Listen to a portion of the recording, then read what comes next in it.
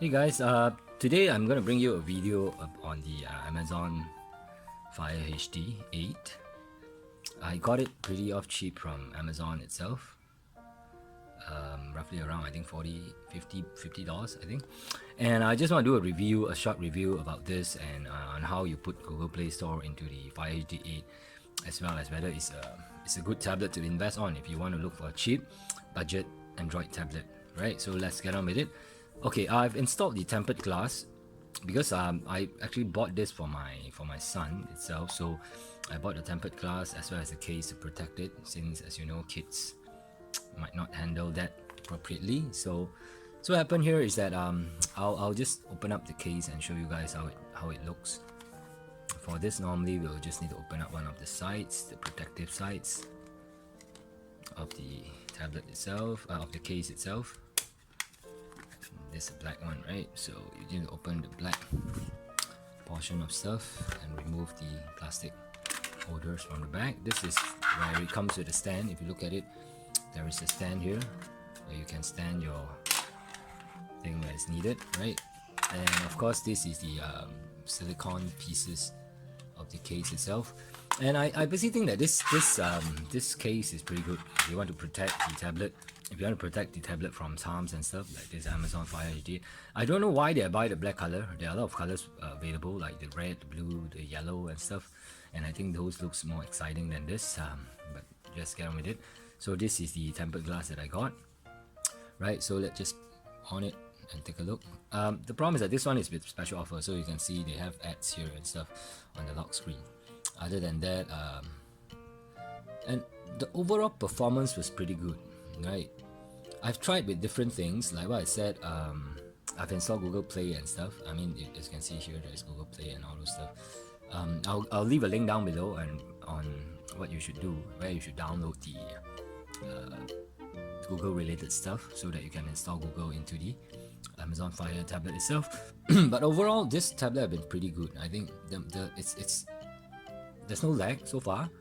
My son used it pretty well. I think he previously used this iPad mini, and that one has a lot of lag. So this one has served him well so far. And as you can see, I don't really like all the Amazon stuff.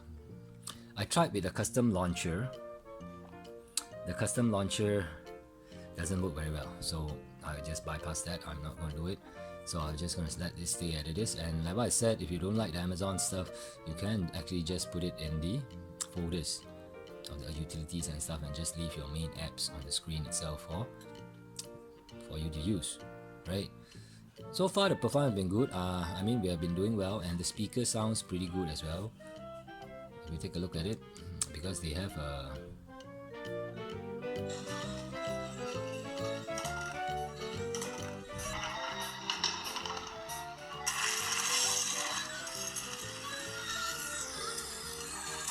the speakers is here. If you take a look at it, there's a speaker hole grill here, and it sounds pretty good actually, and the response have been pretty good with this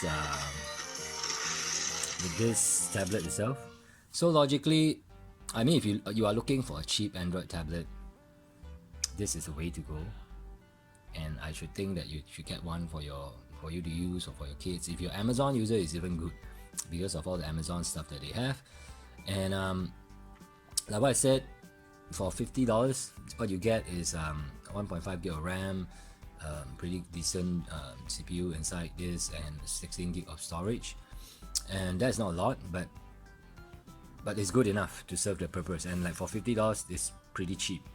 Of course, the original price for this is $80, but now they're having some promo. If you buy two of them, you get it for $99 or stuff like that. So just final word of reminder: if you want to get one of these, it's a good buy. It's definitely a good buy. If you are not using, for myself, I think it's pretty hard. But if you're getting for your children, or if you're an Amazon user, this tablet definitely worth it. Of course, if you want, you can invest in a bigger one, 10-inch Amazon Fire HD, which is like cost you roughly around $150, and that is way better than this, right? But if you are looking at buying the 7-inch and this one, I think you should go for this 7-inch. They have lesser memories. Their screen is not as vivid and nice as this one, and I do not know how it performs. But overall, for the extra $20, I think, or maybe $10, you should get this version. and this is the best value for money Android tablet that you can get in the market. If you can ignore all the Amazon branding stuff within this itself, and as well as the ads that they have, and you lock the screen. Yeah, the ads and stuff, right? But of course, end of the day, you can pay extra $50 to remove the ad if you want to from your Amazon account. Okay, that's all for today, guys.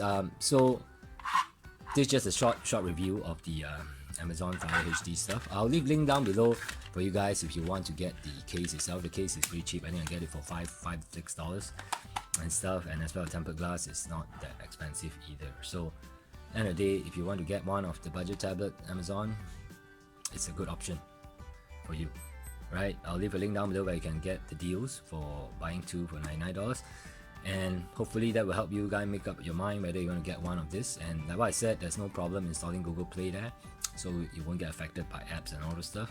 The only thing that you need to endure would be the Amazon stuff that is in this tablet itself.